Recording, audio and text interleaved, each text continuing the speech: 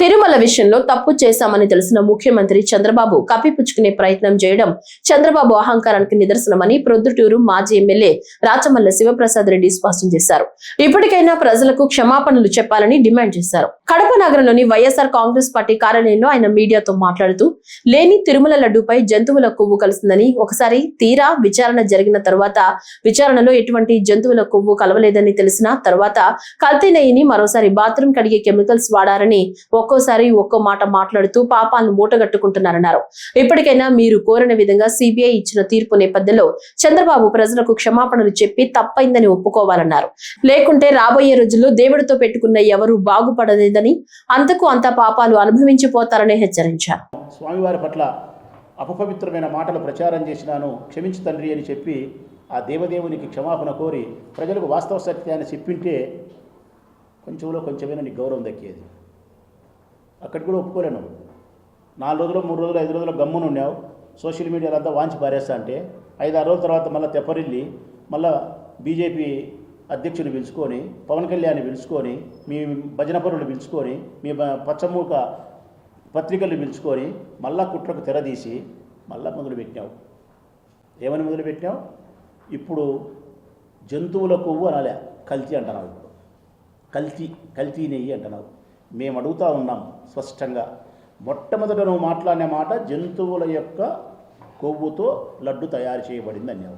ఇప్పుడు జంతువుల యొక్క కొవ్వుతో లడ్డు తయారు చేయలేదని సిబిఐ చెప్పిన తర్వాత అందుకు క్షమాపణ చెప్పాల్సిన బాధ్యత నీపై ఉందా లేదా?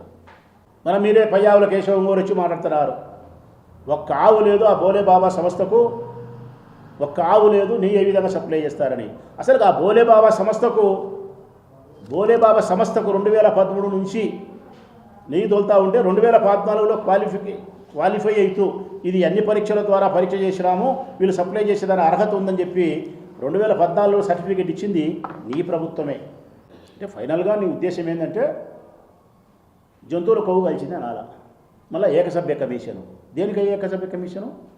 సుప్రీంకోర్టు ఆదేశాలతో సిబిఐ దర్యాప్తు చేసి నివేదిక ఇస్తే ఆ దర్యాప్తు నివేదిక కాదని చెప్పి ఏకసభ్య కమిషన్ ఆంధ్రప్రదేశ్ పోలీసులతో నువ్వు మళ్ళా విచారణ చేయిస్తే ఇది ఏమన్నా అర్థం ఉండే మాటేనా?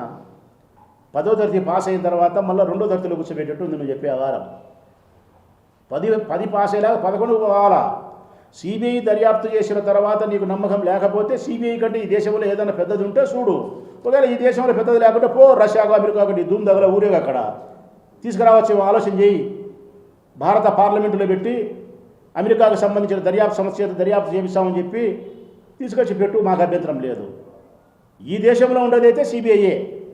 సిబిఐ దర్యాప్తు చేసిన తర్వాత మళ్ళా ఆంధ్రప్రదేశ్ ఏకసభ్య కమిషన్ ఏందే నాకు తెలియకడుగుతా. నీ ఎవ్వరికైనా మనిషికి అనేది అంతరాత్మ సాక్షిగా ప్రమాణం చెయ్యి అని అంటుంటారు మా వాళ్ళు కూడా. నేను అడగను నిన్ను. కారణం ఎందుకంటే అంతరాత్మ సాక్షిగా ప్రమాణం చేయాలంటే ఆత్మ ఉండాలా. మనకు ఆత్మే లేకపోతే ఇంకా అంతరాత్మ అని చెప్పాలి స్వామి. నీకు ఆత్మే లేదు. నీకు ఆత్మే లేకుండా అంతరాత్మ సాక్షిగా ప్రమాణం ఎట్లా చేస్తావు? ఒకవేళ నేను చెప్పింది అబద్ధం అనుకుంటే నీకు చక్కటి ఉదాహరణ చెప్తా. మనమ్మ ప్రపంచంలో ఎవరైనా సరే పెరుగు అమ్మాలంటే పాలు ఉండాలా. పెరుగు అమ్మాలంటే పాలు ఉండాలా. నీ హెరిటేజ్ కంపెనీలో పాలే లేకుండా పెరుగు అమ్మినావు నువ్వు. పాలే లేకుండా పెరుగు అమ్మినావు నువ్వు. ల్యాబ్ రిపోర్టు చేసి నీకు ₹1,00,000 జరిమానా ఇచ్చినారు. నీ హెరిటేజ్ కంపెనీకి ఏమని?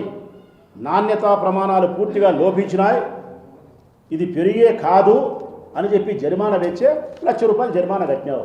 మరి జరిమానా కట్టామంటే అర్థమేమని? తప్పు చేసినానని చెప్పి ఒప్పుకోవడం. నీ హెరిటేజ్ కంపెనీలో పాలు లేకుండా పెరుగు అమ్మినావు. పాలు లేకుండా పెరుగు అమ్మిన నా కొడుకు ఈ భూమండలంలో నువ్వు తప్ప ఎవరు ఉండరు. ఈ భూమండలంలో ఎవరు ఉండరు, ఈ రాష్ట్రంలో కాదు.